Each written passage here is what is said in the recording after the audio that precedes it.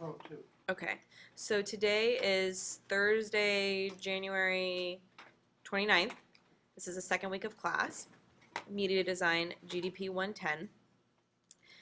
So when you guys want to access the video tutorials, you have to go to the index, and I have a link here in the module, okay? And I have to warn you guys, I'm getting over a sickness, so my voice is kind of going in and out today.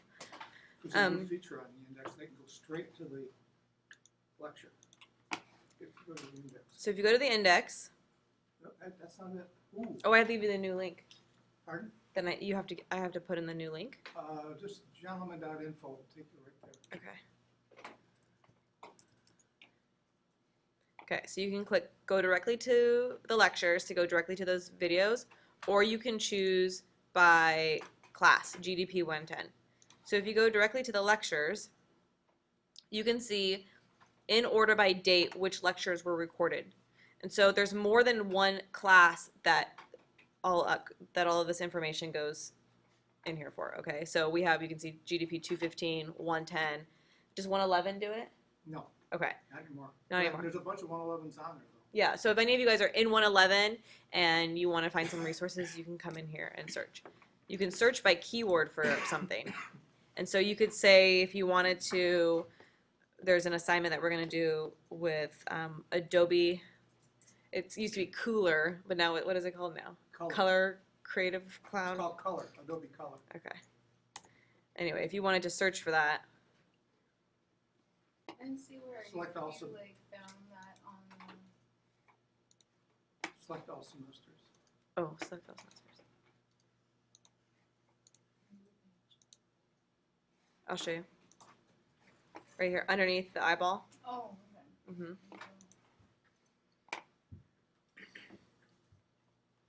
So this is a good resource for you guys because it has all of the recorded lectures for these classes, and it has everything.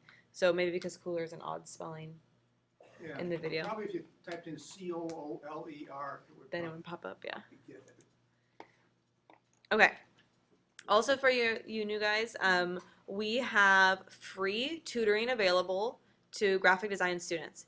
Across the hall is the DAC lab, and the DAC lab is basically a digital arts computer lab where you guys can go in there and work on your projects.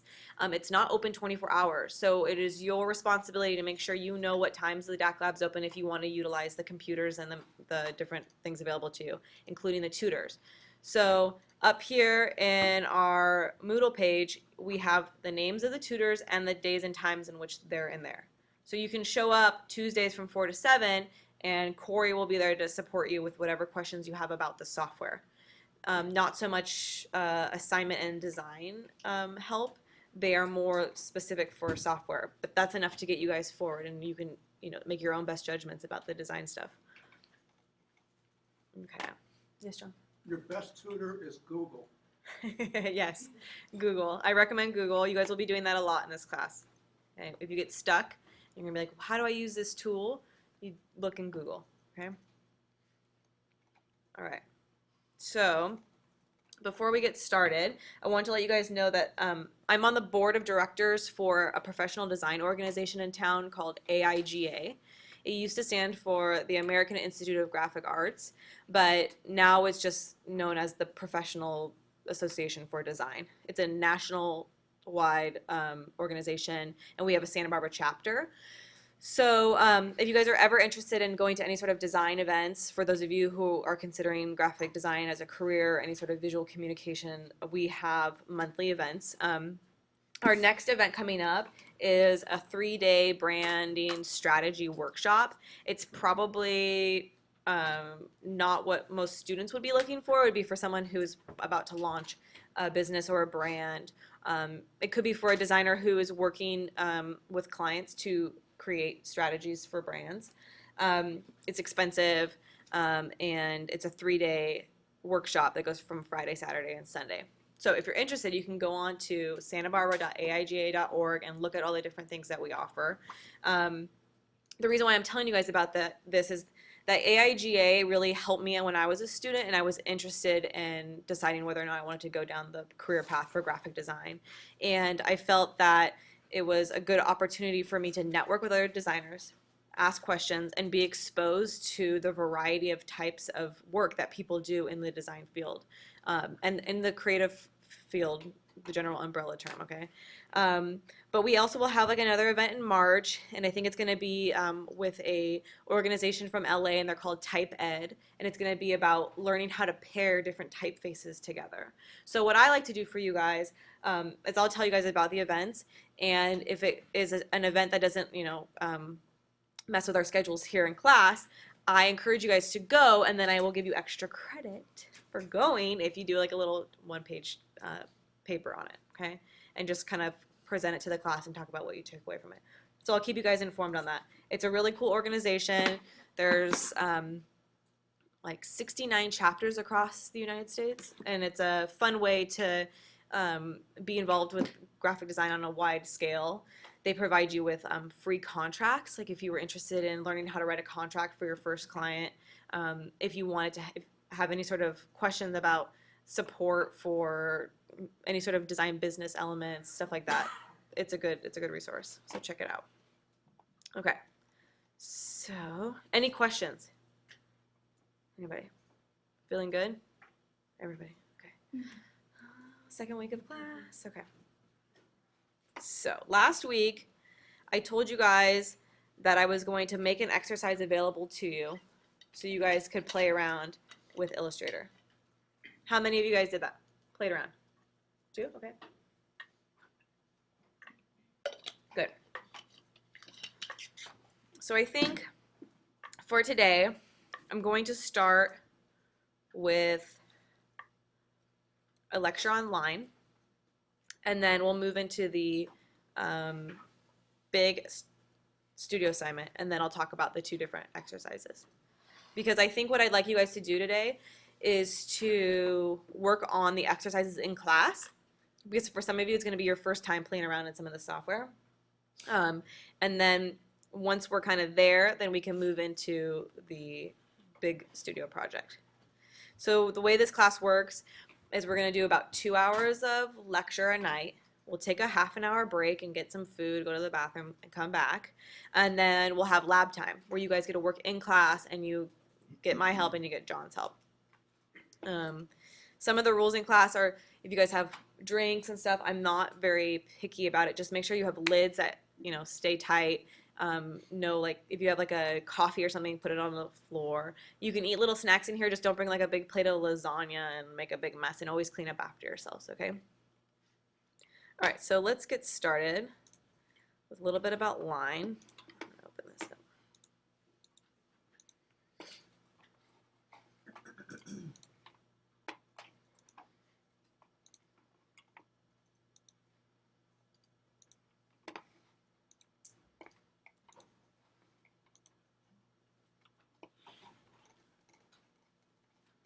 Okay, raise your hand if you know what a line is. Come on, everyone knows what a line is. Get your hand up. We all know what lines are, right? So it seems kind of like, what's the trick? Like, you're tricking me, because we all know what lines are. What was that? A dot that takes a walk, exactly. But lines can be used in many different ways when you're creating a design piece, okay? So essentially, when you think of a line, you think of a dot that takes a walk, an elongated dot on a substrate, which is another term for like a material, right? So your substrate could be paper, it could be a screen, it could be a canvas. And it is a visualizing tool that will help you guys learn how to communicate your message, okay? So lines can be utilized in many different forms, and what I want you guys to kind of take away from this lecture is that you can use lines beyond the drawing of an object, beyond the contour of an object, to help evoke and create emotion. And this ties in with your big first studio project. So I'm going to draw a couple lines here, and then I want you guys to tell me some different adjectives that come to mind, okay?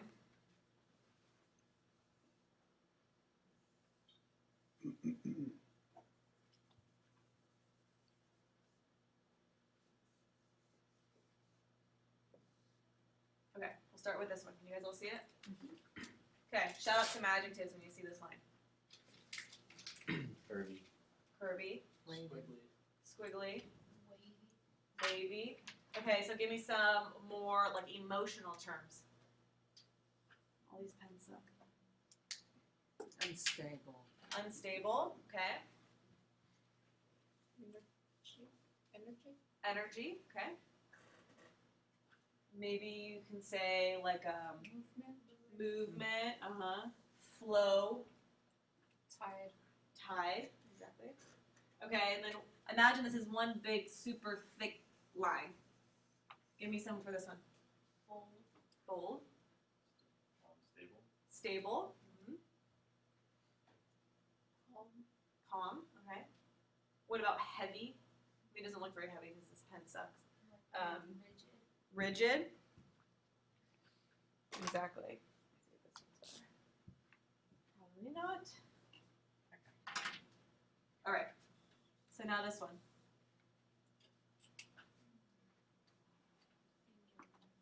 What was that? Singular. Singular, Slanted. slanted, Breakable. breakable. I like that. That's good. Okay, what about this one over here? Sawtooth. Sawtoothy. Okay. Childlike. Childlike. Maybe instead of sawtooth, you can say sharp, Thorny. thorny. Like a chevron. Yep, exactly. So you guys can see how different types of line, just by their visual appearance, starts to create a different set of communication, right? So this is going to tie into your big assignment. Let me pull this up. So in every single one of these lectures, you guys can come back in here and look and kind of go over everything. And then you also have the ability to click on any links and continue to read and learn more about stuff outside of the lecture that we do in class. But we talked about last week that designers communicate visually, okay? And that there are different types of lines, okay? So you have the idea of a contour line, which is a line that would contour or do like kind of like an outline of a shape. And then you could also have lines that divide space. And when they divide space, they kind of are creating edges as well as a contour line. And then we have decorative lines. And decorative lines are used to like embellish a piece, okay? And we also have gesture lines. And gesture lines would give the illusion of movement. So you can see now that there's different ways that you can label a line in order to help give it more meaning. So in the case of like a contour line or edges, a line on the outside of a shape can create this kind of edge and visual look and feel to a shape, okay? But then they assist in creating the shapes, but then they also help to delineate boundaries in a composition. And they can help divide up space. So suddenly you have individual lines that break up, and now we've created squares. We've divided the space, okay? And we've created edges to the outside of our piece.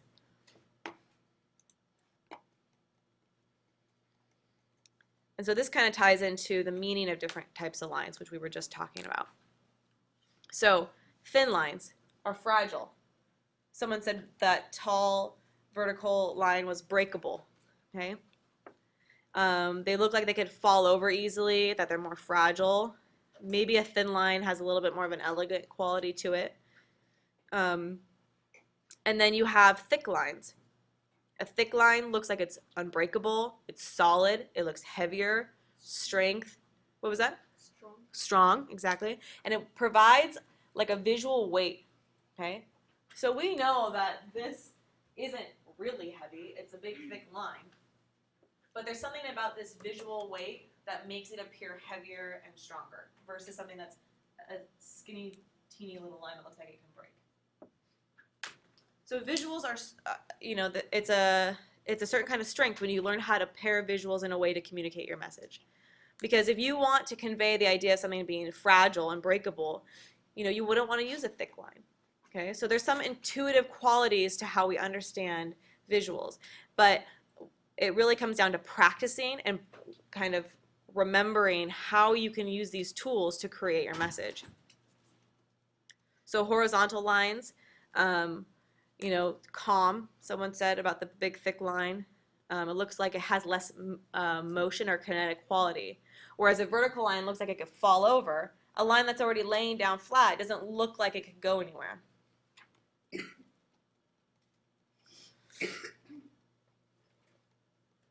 So diagonal lines, they look unbalanced and like they have more uncontrolled energy. They have more of an action or emotion in them compared to a flat line. And the same can be said for a curved line. You know, in nature, whenever you see lines, they tend to be more curved and organic. So if you wanted a piece to appear softer, more natural, you could use more curved lines in your design. And then you also have the ability to use line patterns in your pieces. And the human eye is particularly interested in patterns. So we find patterns constantly. And when we see something that breaks outside of the pattern, it catches our attention, and it's essentially a survival tactic for humans, right? If you see like the normal everyday thing happening all the time, you kind of see the patterns in it, and then when you see something that breaks out of it, it catches your eye and it distracts you. So you can see when you have a pattern like these that are very symmetrical and kind of to the same beat and rhythm, your eye is drawn to them because they are those patterns.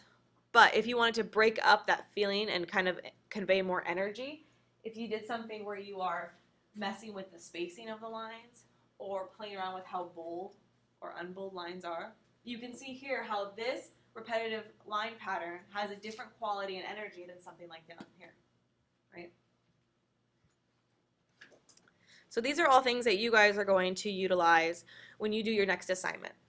And learning to draw digitally, it's a fun assignment because you guys are going to be introduced to an online program called Scribbler, in which you're going to take an adjective and you're going to try to convey that adjective utilizing only lines in a really interesting program that we do online, okay? And then you're going to take those images that you created in Scribbler and you're going to learn how to place them in InDesign and start to create body copy. Do you guys remember what copy is? Yes? Raise your hand. Who wants to say? Copy. The words and text, the body of the. Right, exactly. The words and the text of the piece. So you guys are going to learn how to create copy in an InDesign document. You're going to put everything together, okay? I know it seems overwhelming, but you guys are going to be doing it today. Okay. So the basic functions of graphic lines to delineate and define areas within a composition. A composition is your overall layout of your design. To define shapes and create images, letters, and patterns. They assist in visually organizing a composition. So if you see here, if you have a unifying style to your lines or the way that the direction and things are broken up, the lines can help bring your piece together. And then, last but not least, what we talked about, they express feeling and they help to communicate the message. So hopefully, all of your different elements of your piece is also helping to convey the message. But lines tend to have that initial quality where they're the first things that kind of happen on your paper, and they will help determine. So if you want to have a painterly approach to your piece, you can see they use kind of like a paint looking set of lines.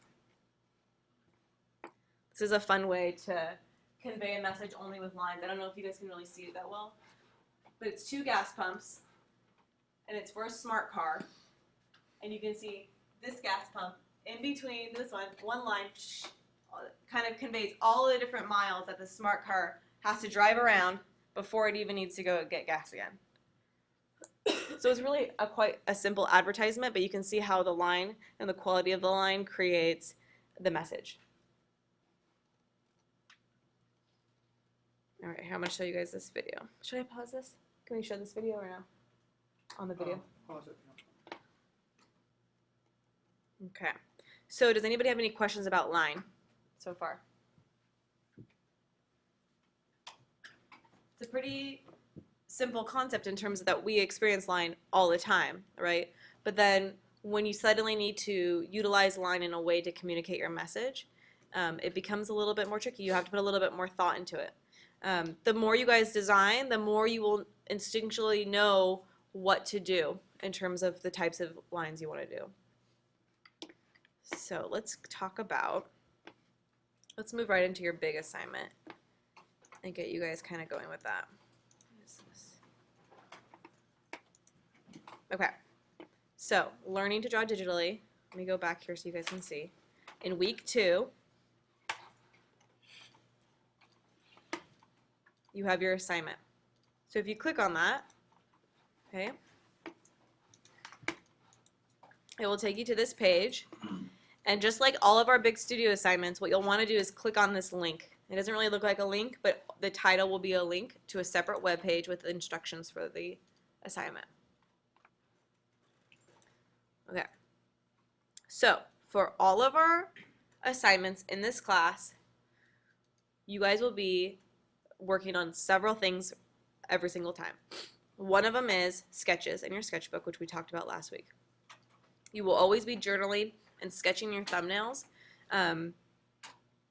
as a way to capture your process and to get you started off.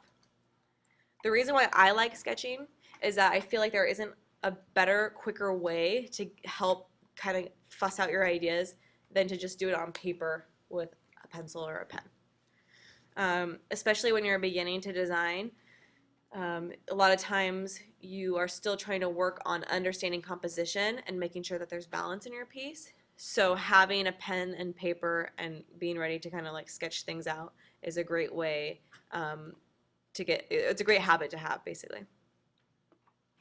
The next thing that we always do in our assignments is once you guys are done with your sketching, you move into the process of actually starting your design. And this we call your digital process. And when you guys are doing that, you will be required to take screen captures and document your process as you're working.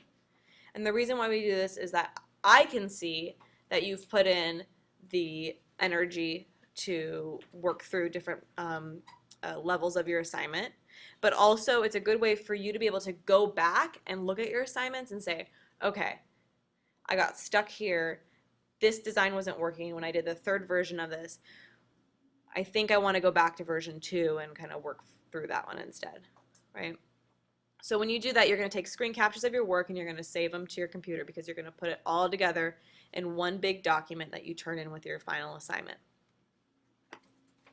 The other thing that you will be doing every single time you turn in your assignments is you will be turning in an evaluation checklist with your assignment.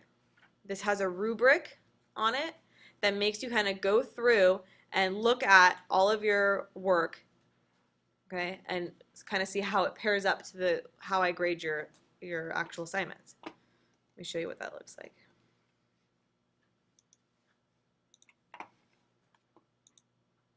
This is an old one.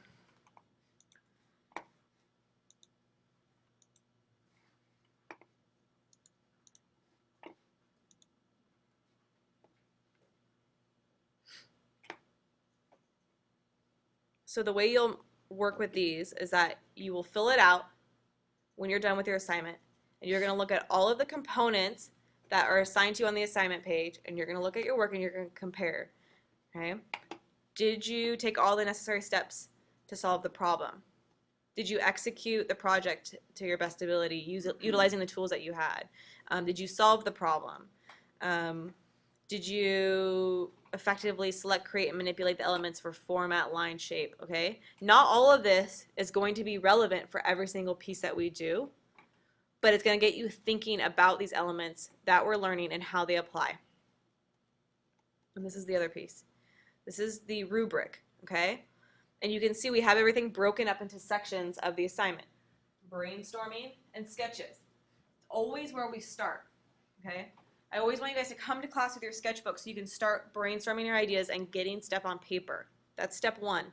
When you don't brainstorm and sketch and you go straight to the computer, it's going to be obvious because you're not going to work out all those little kinks in your design process, and so by the time you get to trying to design, you're not going to have flushed out all the possibilities. And when you don't flush out all those possibilities, you know what happens? you create the first thing that comes to your mind, and that's usually been done before. So this isn't just about designing, a color poster in this class. It's about also learning to think like a designer and to understand that process and push past what you initially want to do. Yes, John? Are we gonna hand these in? Mm-hmm. Be careful if you open it up in the browsers. This has been opened in the browser. It's a PDF, it's an interactive PDF opened in the browser. If you were to fill this out and save it, 99 chances out of 100 it would be lost. And you'd have to do it over. So Right. open it in Adobe Reader or Adobe Acrobat. What you can do is you can download it, okay, by clicking on it. You can save it. Okay, and you save it just like we talked about with the naming conventions in this class. For you guys who are new, look at the syllabus. There's suggestions for how to organize your files and to kind of name everything. But I would do J. Jacobs, and then I would say digital type drawing evaluation PDF. Okay. Just for the heck of it, put something in there before you save it. See if it shows up.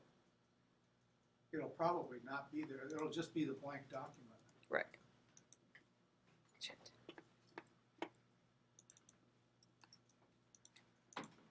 Unless they change. They could have upgraded it. I doubt it. Okay, so then I'm gonna save it to my work folder. Actually, for this, I'm just gonna save it to desktop. Okay. Then what you wanna do is show in Finder, open with Adobe Acrobat Pro. Okay, don't type up your answers in the browser window. Do you guys all understand how like a PDF can open in a browser window? Okay.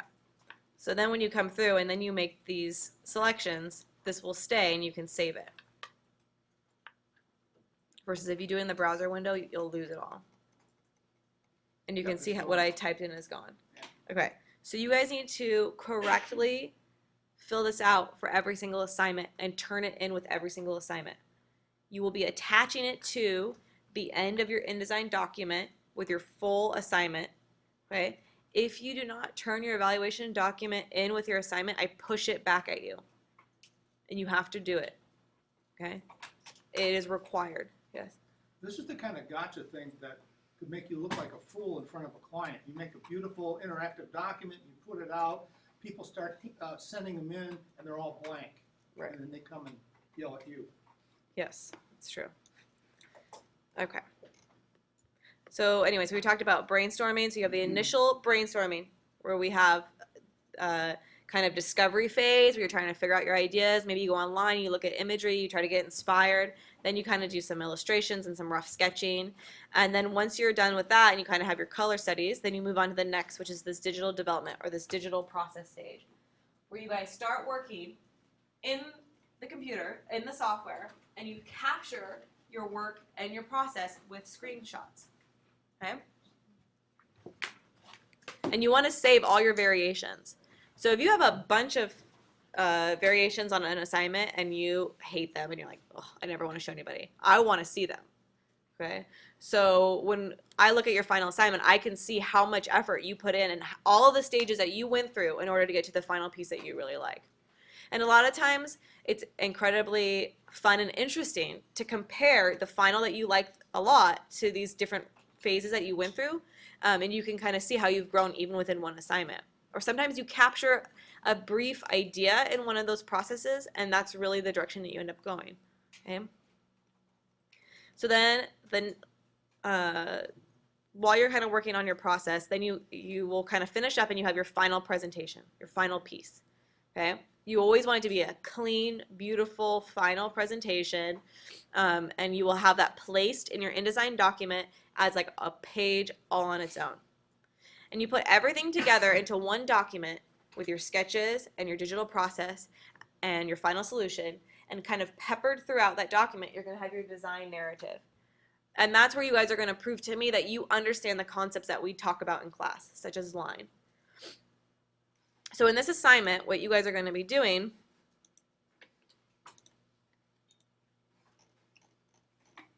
is starting in the same way that we just kind of broke down. You're going to start in your journal doing some sketches. And I want you to play around with the idea of kind of just really simple line drawings. And I want you to explore movement, direction, and spatial depth. Okay? So you can create the illusion of movement, and you can create the illusion of spatial depth. Okay? And you guys are just going to play around and you're just going to fuss out some ideas and try to get those on paper. And it's a rough sketch. They don't have to be perfect. And maybe you like one and you play around and you sketch it out a little bit more, okay? And I want you to kind of play around with different type sizes in your sketchbook as well. So for those of you who don't know yet, when you think about your design, you have to think about the format, okay? How is it going to be presented? What is the goal?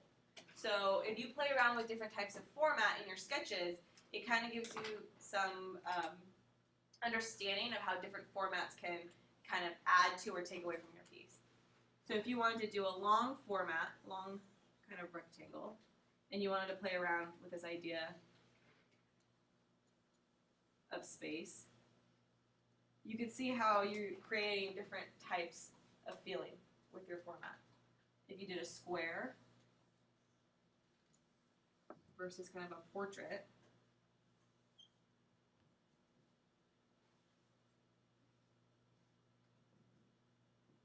how does that add, right? And maybe how placement within those formats, okay? So you can play around with that in your sketchbook. And then, when you kind of are done playing around with those, then I want you to create 3 separate compositions that each have a distinctive feeling in regard to the speed of movement. So you want to go slow to fast, density of activity, simple to complex, and the amount of depth in a piece, okay? So I want you guys to play around with that and what that means to you visually using line. And what I like to say as a good rule of thumb is all of that information is here in this section. But if you do like 3 or 4 initial sketches, playing around with movement and spatial depth with line, and then you move into those 3 specific compositions, that seems adequate to me, okay? All right, so then for this actual project, what you're going to do is you're going to create a composition. Actually, you're going to create 3 different compositions as a whole in response to one adjective or emotion, okay? So you're going to create 3 different compositions for the final project piece. And you're going to pick 1 to 3 different adjectives or emotions. So you can choose, here's a list over here, one of these, or you can pull out your own, okay? But I don't want like a person, place, or thing. I don't want a noun. I want an adjective. I want a description term, okay? Because what you're going to be doing is you're going to be pairing that word with a style of line in these compositions. Okay. So somebody give me an adjective or an emotion. Noble. Noble. Okay. So what's the first kind of things that you guys think of when we think noble? Shout it out. Straight up and down lines. Straight lines. It doesn't have to be just lines. You can give me. Like royalty. What was that? Like royalty. Uh-huh. Royalty. Okay. What else? Noble. Maybe we think of crown. Maybe like a warrior. Maybe we think of, what else? Nobility. Maybe we think of a king, kind of going back to royalty. Maybe a lion, right? So I'm just kind of pulling different thoughts that come about this word. Okay, this is what you guys are going to be doing. You're going to start with that. So let's say we're going to play around with this idea of a crown, okay? So what you're going to do is that you did the initial kind of sketches, and then I want you guys in your sketchbook to play around with compositions using the word noble and playing around with one of the kind of visual elements that kind of come to mind. So you're gonna kind of play. So maybe we do something really noble and we think, you know, a head with a crown. And maybe we think of like colors like gold, purple. Maybe we think of somebody really strong, right? So maybe we want to convey this idea of a crown and nobility with a really thick lines, okay? What else? Maybe we do a character. Maybe we do a lion wearing a crown, okay?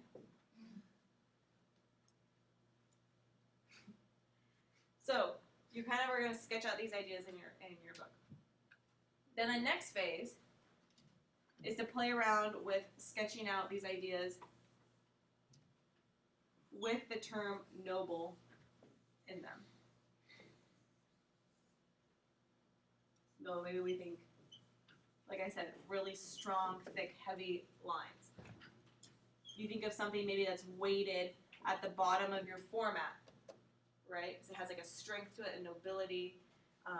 Maybe nobility is something that's been around for generations and decades, so it has some weight, some history. Okay? So you're going to take these different ideas that you have, and you're going to pair them up in a software called Scribbler. Now, this is a really fun program. It's probably one of the most infuriating programs as well, and I'll show you why. The way, yes. I was gonna say, we have a lot of resources on Scribbler in the index under Scribbler, Yes. including Scribbler 2. Yeah. And if you guys want to use Scribbler 2 for this, you can. This is more difficult, so I like you guys to use regular Scribbler. The mice in here suck and they're really sticky, but it kind of adds to the character of your pieces. And man, you may like your tablet for this. Okay, so you've taken all these sketches and you've played around with the idea of nobility and these different characters, right? So now you're going to bring them into Scribbler. So let's do our big crown. And I'm just clicking and dragging my mouse. Okay. If you mess up, you cannot go back. That's what sucks. So keep it really simple. Okay, so let's think of this idea of noble. So you have to incorporate your adjective into your piece. You can't add it after. This looks really good. It's not bad, actually. Thank you, thank you. Give it some gems. Okay. I'm done drawing, so I'm going to click Done Drawing. This right here, this little drop down, allows you to adjust your Scribbler settings. So now what you're going to do is you've kind of set this base illustration, and now you're going to let Scribbler literally scribble on top. And you can control and pause it while it's going, but you can control line thickness, the transparency, how see-through the colors are, and you can also how scribbly it gets. Okay? So you have to think about this. Like, what is the message we're trying to convey with noble? Okay, I'm going to select kind of a purple color, and you can see it selects here. And I want to do maybe like not a super see-through line because I want it to look solid and noble. And maybe I want my thickness to be thicker. I don't want a bunch of little tiny scratches. I want it to be a little bit thicker.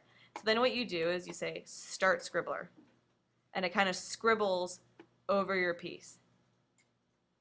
And you can pause it, and you can kind of go in and change color and change some of the things. So maybe we turn down the thickness a little bit, and maybe I want kind of a gold color in there now.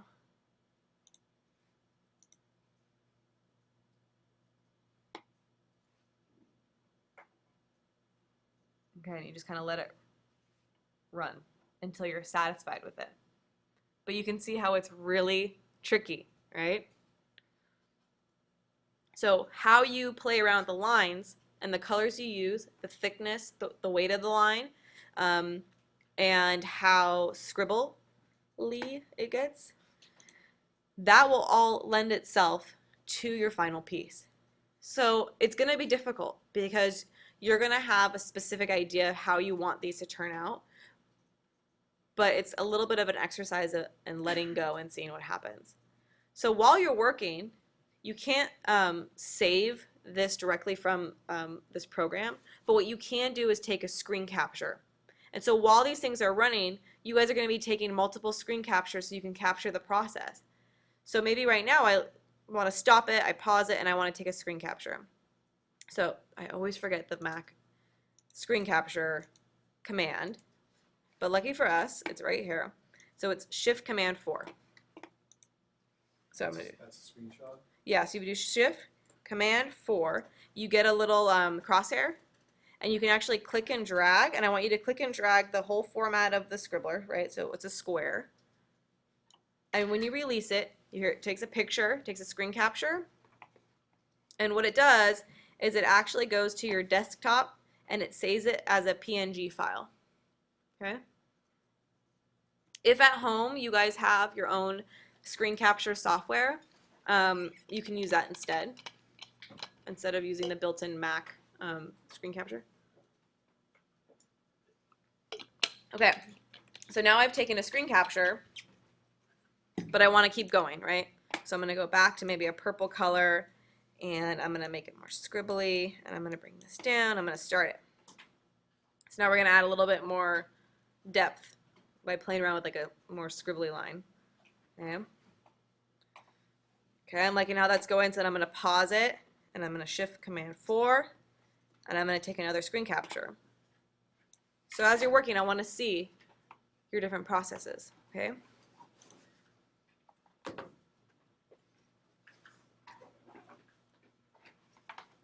All right. So do you guys see how this can be incredibly infuriating, but also kind of fun?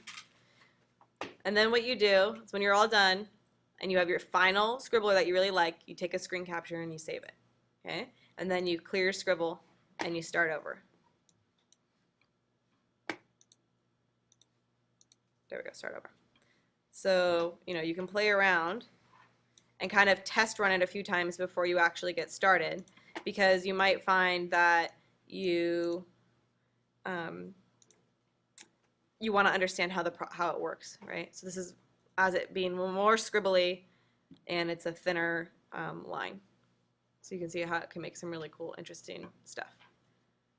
So whatever words you choose, kind of make it easy on yourself, right? So if you pick a word like love, yes. Oh wait, hold on. Your name is. Hold on. Shit. It's not Cameron. Amy. No. Damn it. Who's Amy? You're Amy. It's Emily. Emily. That was close. Does it just keep going over and over the same line, or does it stop? Does it only go through? It keeps going. Okay. Wait, so we can't undo it? No. Oh, it sucks, right? So you have to be like really, you're already playing around with it. You have to take a simple route, okay? So I want you guys to think about how simply as possible conveying your message. So if you do something like love, okay, or one of the ones that someone did last semester or the semester before was fluffy, right? And so they just chose really fluffy looking clouds, and then they wrote fluffy in a very soft kind of writing style, right? So it like curves to kind of make it seem like it ties in with that adjective. The other one that's really great is you can do something like anger.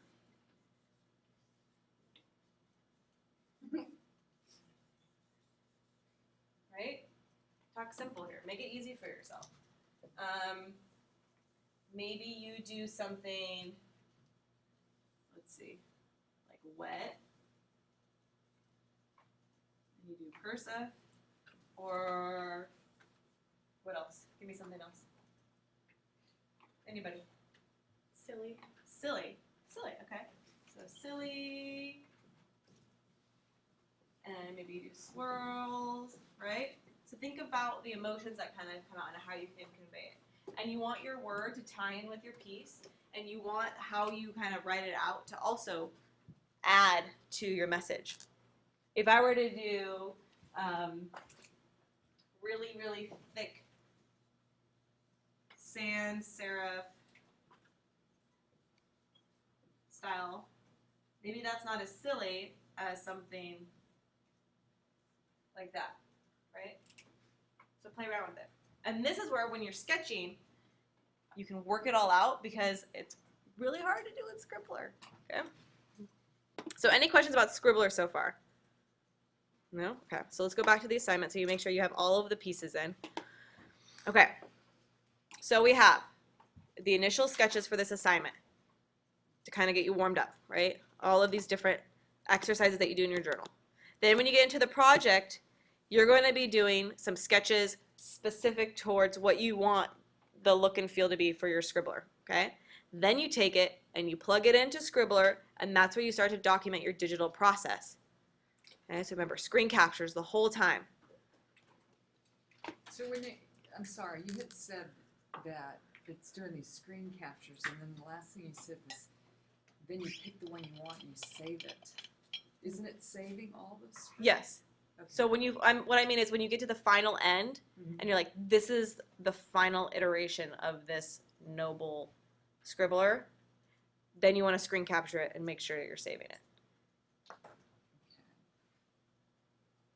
How many screen captures do you recommend throughout the whole process? 4 or 5? Yeah, something like that, 4 or 5. I even sometimes, if you guys are doing a process and you're working on something and maybe you only have 1 or 2. It's really up to you. Some people really like to capture a lot. Sometimes, I'm going to be honest, like you guys are going to be working and you're going to be like, oh crap, I forgot to do screen captures, okay? So maybe you only have time to capture 1 or 2 before you get to the end. Or maybe some pieces you end up taking more, okay? Just, I kind of go with the flow a little bit, okay? I'm not very rigid. Okay, so you guys are gonna be taking screen captures. And when you take a screen capture, you're taking an image at screen resolution, okay? So these screen captures aren't gonna be high resolution. They're not gonna be really clean and pretty when you place them, but that's okay, because we're just beginning to learn. All right, so we have all of this stuff. You have your sketches. What do you do with those? You scan them, okay? Or you can take a picture of your sketches, okay? Because you're going to need those to place into your final document. Then you have all of your different screen captures. Those are already ready to be placed. You have those images in your computer. They're already digital. And then you also have your final Scribblers that you've picked. You need to have 3 different compositions, okay? So let me show you guys some examples of student work. And every single one of these assignment pages, you will see examples of student work on the pages. And they are here to inspire you, okay? So here's some examples, right? And When you say 3 different ones, like you just want just 3 with the elements in it that you mentioned, you don't want like one that's just like words and one that's just like no, words the word has to be in every single one. So if you see in all of these, the word should be in place. So for instance, like in fragile, tortured, angry, lost, well, I think it's wonder, okay? So you can do one word, like you can do 3 different compositions that say angry, okay? Or you can do 3 different words, or maybe you do 2 of one word and 1 of the other, but you have to have 3 different options. I keep taking this. So if we did 3 different compositions with angry, that means I want you to do 3 different types of layout, okay?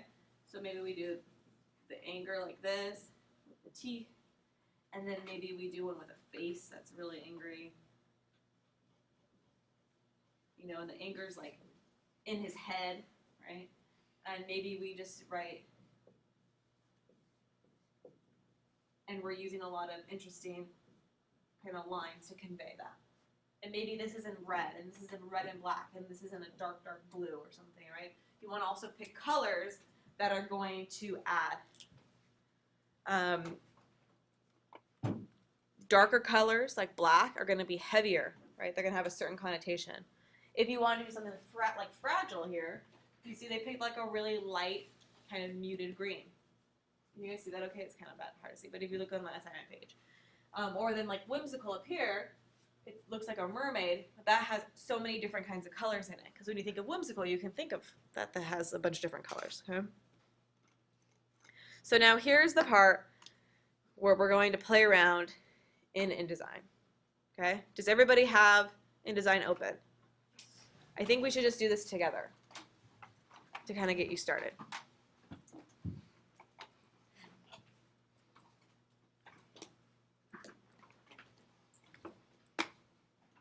I haven't launched InDesign yet.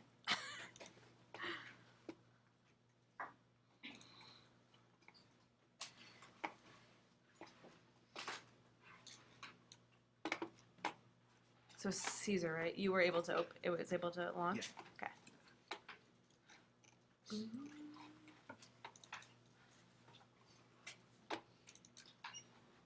So for those of you who are new to the class, it's recommended that you have a computer at home, and it's also recommended that you get the Adobe Creative Cloud Suite. There's a student rate, it's $19.99 a month, and did you guys find out if it's a year-long subscription that you have to sign up for? Yeah, okay. If you don't want to buy it, there's the DAC Lab, and it's available to you. But like I said, the first day of class is that that's a really great resource, but most students, realistically, are not going to be doing their homework throughout the week during normal daylight times. You're doing it at night, 2 in the morning, and you have like a Red Bull, and your eyes are all bloodshot, and then you're going to, work all day Sunday until before it's due. I can get it free for 30 days. too. Yeah, and you can get it free for 30 days to try it out. But be realistic. I know a lot of you guys are also working full time, so you come here after a long day. Like you aren't going to want to drive to campus on the middle of the week on a Tuesday to get something done. Do they sell it at the bookstore? No, so you download it from the internet. That's how it works. It's a subscription base, and you it's basically the idea is that like it's all of this is in the cloud. And you download and get updates to the software constantly now. Versus we're used to buy like a package deal and install it. It's all online. And I apologize if I don't have like all of the information about Creative Cloud perfectly straight because I don't even have it on my machine, so I need to get that. Yeah. Wait, so are they doing this from now on? Because I remember I used to have it and I like bought it as a package, Mhm. but now they're gonna just start renting it for people. Mhm. Basically, Yeah. That's like, we just got to go with the flow, right? I guess so. Things are always changing, so. And get pretty connected to them that way, don't you? Well, I mean, the other option was before is you would buy a box set. If you weren't a student, it was like $1,500, and then it's like 2 years later they've released the next iteration of it, and then you're that step behind. And it's totally different? Or is it Usually, there's enough changes that you can't like work back and forth. So an example is, if you guys were to send me a file. So when you upload your assignments to me, they're always going to be uploaded as a PDF. I never want your native file, which would be like the file in which it was created, the program in. Yeah. Because if I'm at work and I want to look at your assignment, all I have is Creative Suite 5, and I won't be able to open your new version of that software. It's a pain in the ass. You would have to save it in a special way for me to be able to open it on an older thing. So that's why I always have you guys turn in PDFs. So then we just kind of eliminate that issue, and plus it's easier to send. Okay, is this on? Okay, is everybody in InDesign? Not Okay. quite yet. Is it loading? Okay. So raise your hand if you are a complete noob to InDesign. Oh yeah, so many. Okay, I'm excited. InDesign's my favorite software. Okay, so let me give you a little bit of background. InDesign is a layout software. It is made for laying out images and text together. Photoshop is not ever recommended for laying out text. It's not really set up that way. and it makes it difficult and clunky to work in. And then Illustrator, you think of more like illustration based, creating graphics. It's also kind of clunky to lay text out in, but you can do it. I think of InDesign as like the mama, and then the other two are as babies, and you bring everything together into your little InDesign house, and it's a happy family, right? So you create your graphics in Photoshop and Illustrator depending on what it is that you need, and then you bring it all in and you place it all together in InDesign. So that's what you guys are doing for this assignment. An Acrobat is the dog. An Acrobat is the dog that you kick sometimes when you're little. Just kidding, I don't kick my dog. Although I want to. Although sometimes I want to. Okay. So, where was I? For all of your assignments, you're going to be laying out all of the meat of your project in InDesign. For this particular document, we know we need a page for sketches and brainstorming. We know we need a page for any additional kind of project sketches that you are doing to work out your compositions. We know we're going to need a page for your process, right? So all of the little screen captures that you did of your work. And then we're going to need 1, 2, 3 pages for your 3 distinct final scribblers. And then you're going to need 2 pages for your evaluation checklist. So right there we have 8-page document. Okay? So you can kind of go through that. You can set up your document to have 8 pages from the beginning, or you can kind of build it out as you go. So we're going to do a little combination. I'm going to show you how to do both. So we know that Scribbler is in a square format, right? We saw it when we took those screen captures, it was square. So we're going to build out our pages to be square. And I happen to know that we can get away with a 7.5 by 7.5 inch square. So we're going to do our pages, our whole document as square pages. It's going to be kind of fun. So we're all going to go to File, New, Document.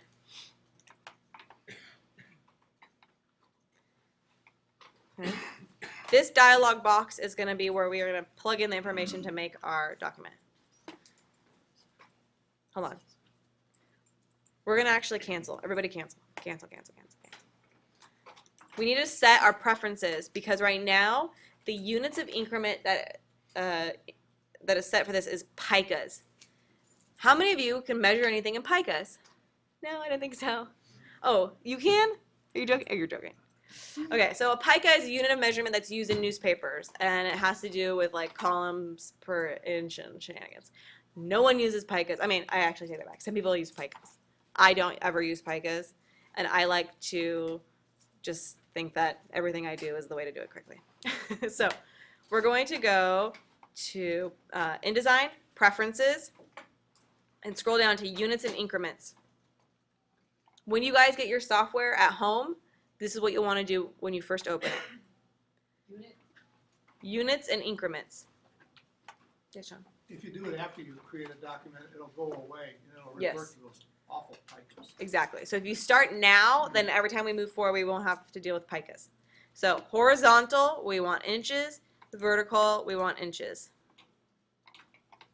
Okay? And we click OK.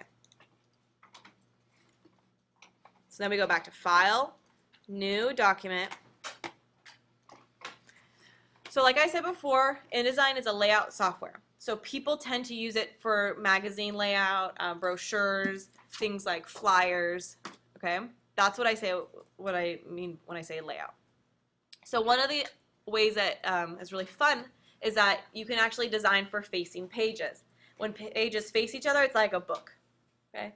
We're not designing a book for this assignment. We're designing individual pages, like how you would have in a Word document. So we want to uncheck facing pages. We're going to go ahead and we're going to start with 3 pages. I'm going to write number of pages 3. Okay?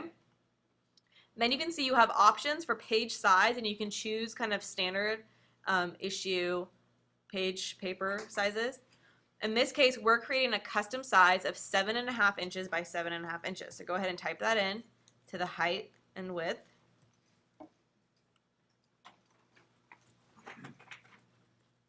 You also have the ability in here to set your margins. Margins are an invisible line that kind of gives you basically like a guide, so you don't kind of move design elements outside of that.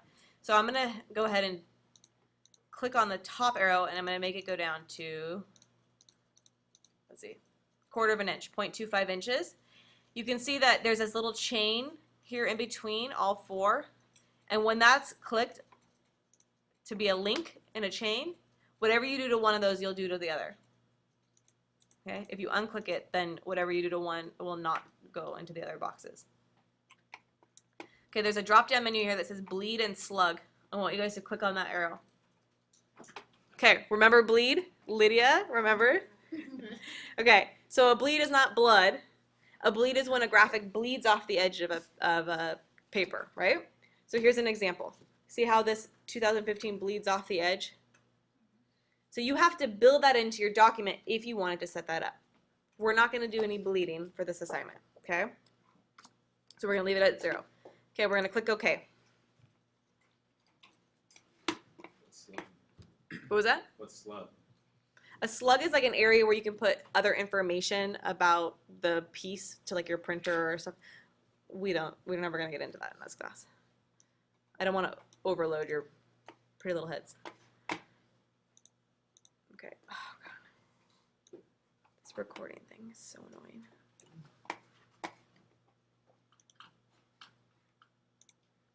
All right. So welcome to the InDesign workspace. All right. Here you have your toolbar with all of your tools in the side. All of your different tools are available to you in the main information of the site. So if you wanted to go to Window and you wanted to find your text tool, you have it in here if you were to lose it from out here. Okay, so we're going to start with that. The other thing is whenever you click on a tool, you have different options that pop up in this top dialog bar. Okay, so your black arrow selects things. Okay, we all know that. Okay, then you have tools such as your type tool, which allows you to create text boxes. You have tools that allow you to create lines. You have a pen tool that allows you to create vector lines in a piece. You know, we'll learn about all of this, but there's a ton of different things that we can do in InDesign. How many of you guys know what the eyedropper tool does? Oh, it takes the color. Yeah, sucks the color, right? So you can select with your eyedropper a color and you can place it somewhere else, okay? And we'll learn all about that. The other thing that's really great is the hand tool. And so we'll kind of start to learn about shortcuts for these tools, because as you start to become proficient, you're going to start to use shortcuts and it will make everything better because you don't have to go back to the toolbar. So this is one of my favorite things to teach you guys in the beginning, is that when you have the hand tool, or if you have like a black arrow and you want the hand tool, you can hit the space bar and click and drag. So everybody, hold down the space bar and click and drag. Yes, John?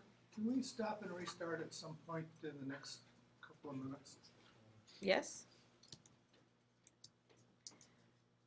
Do we have it? Should we do it now? Yeah. While we run out of time? What happens is it won't index if it goes